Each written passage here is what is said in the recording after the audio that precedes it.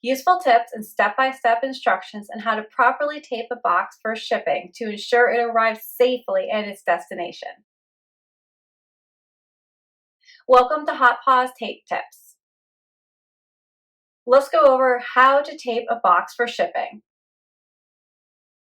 For this, we're going to assume that you're using a corrugated box where the flaps meet at the center. Let's talk about the most common methods along with their pros and cons.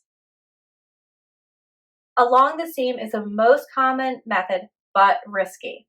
This method is the best way to save time and resources, but has the highest chance of opening during transportation. As the name implies, tape is only applied at the center seam or both of the flaps come together. This presents the problem of a catch hazard on either of the side edges that do not have tape on them.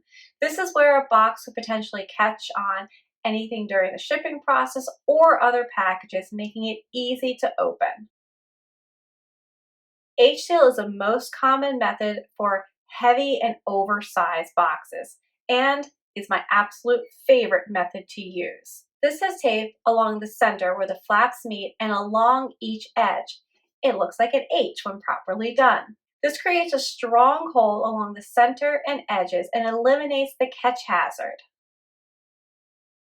H-seal with middle seal should be used on long rectangular packages to reinforce the center of the box, which is the weakest area. This seal eliminates all catch hazards and reinforces the box at the center where it is most vulnerable to opening.